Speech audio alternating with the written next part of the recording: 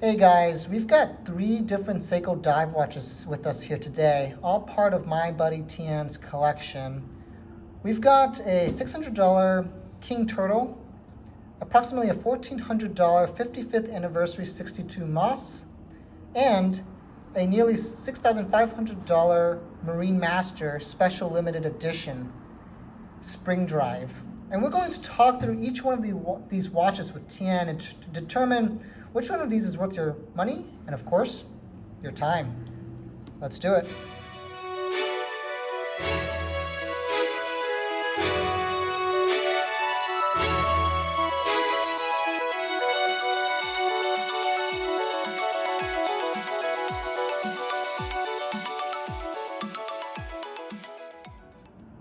All right. Hey, Thien. Hi there. All right, so what we're going to do is we're going to work our way up in terms of price point, and we're going to go through why you bought the watch, 2 likes and 1 dislike, and then ultimately we'll determine which one you think is the best bet. Sounds good to me. All right, so I have here the King Seiko Prospex, reference SRPE07, quick specs. This is a 45 millimeter watch, but it's got a decently short lug to lug of 47.7. So even though it's a very large watch in diameter, relatively wearable, pretty special watch here. Rocks the 4R36, Seiko's more basic movement, and it's about a $600 watch. So why'd you buy this watch, and what are your likes and dislikes, Thien? So I bought this watch because I got into scuba diving recently, and for anyone that's been scuba diving, it can be kind of rough on your timepieces. So this was my beater watch, and I saw it that the King Turtle just released. I saw that sapphire glass and ceramic bezel, and of course I kind of found it rather cheap online, and I bit the bullet and I bought it. In terms of likes, what you really have to do is you have to love that dial. I mean, it's the quirk of the watch. You have the little ocean waves, and you have the trademark little shark fin at around 7-8 o'clock, and not to mention on the back of the seconds hand as well. The magnifier might be my only dislike, and it's a little bit big, and I would prefer if they kept it only as a numerical date. But I've grown to not dislike it so much.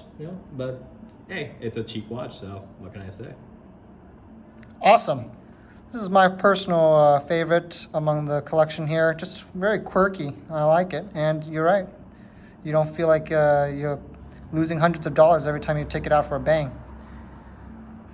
All right, moving on to the 62 Moss. So this is a relatively newly released watch here, limited to 5,500 pieces, priced at about $1,400. This is the reference SPB 149. It's got a 40.5 millimeters diameter, so pretty small in terms of Seiko standards for a dive watch. A lug to lug of about 47 millimeters. It rocks the 6R35 movement, a 70-hour power reserve movement. It's a slight upgrade from the King Turtle movement used in some of Seiko's more advanced timepieces. So tell me a little bit about why you bought this watch, and what are your likes and dislikes?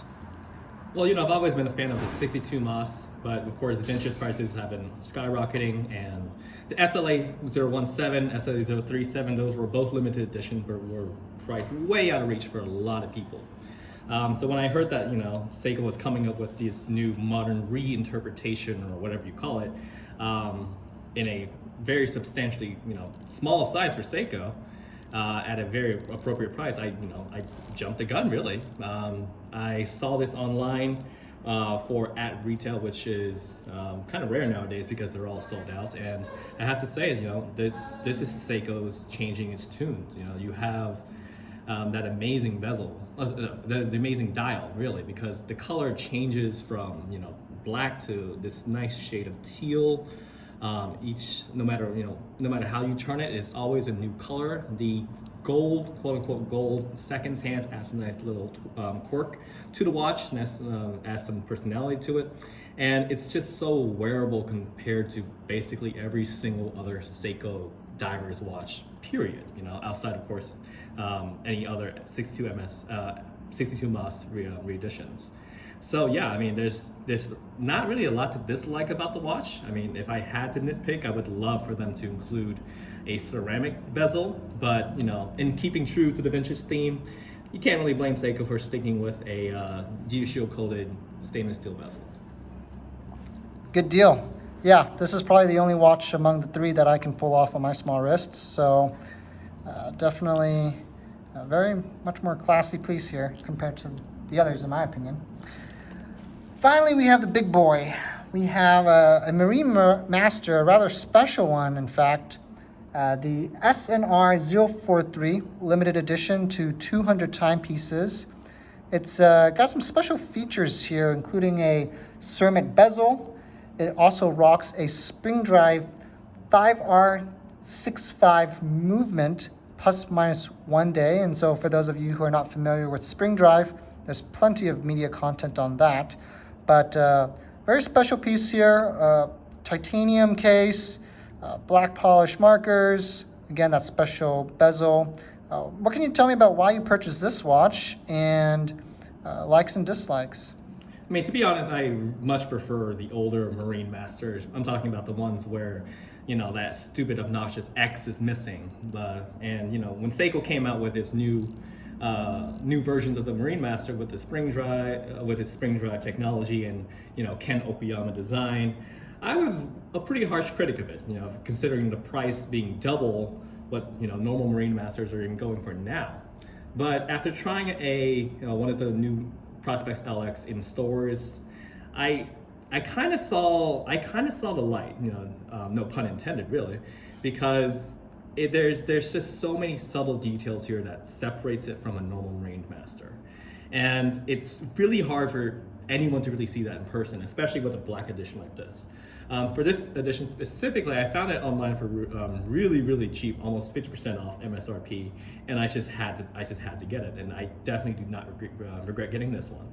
The way this, the second hand sweeps across the bezel, across the dial, and of course that ceramic bezel really it's not just a marketing ploy, really. I've almost gotten to quite a number of accidents just looking at how the reflection plays off of that bezel.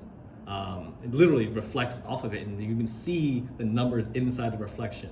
So it's definitely a special piece, and you're not really going to find this material anywhere else. And what can I say? It's a Marine Master.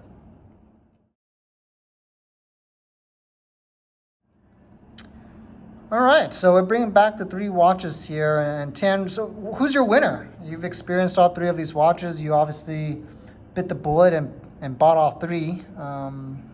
Who do you think is the best bang for buck? I think that for probably 99% of people, I think the one on the left, the 62 Moss re-edition, would be the winner. It has everything you can want in a Seiko. It has, the new 70-hour 6R35 movement. It has an appropriate size. It has that Swarovski polishing on the sides even. And it has the extensive history of being Seiko's very first diver. And I love the watch, don't get me wrong, I love the watch. But for me, this has been the underdog victory, actually, because I would award my victory to the King Turtle, actually. It has a quirk of its own. People can say, hey, it's just based off of the Captain Willard, but the King Turtle really has come to its own with its own fan base and its own appeal, and especially with this, Save the Ocean Special Edition. Every single time I dive and I look at that watch, I smile, really, because it's gonna accompany me no matter where I go, and even though it's really big, it never feels like it's a burden on my wrists. But yeah, that would definitely be my clear winner. All right, there you have it. The King Turtle is the king among the three.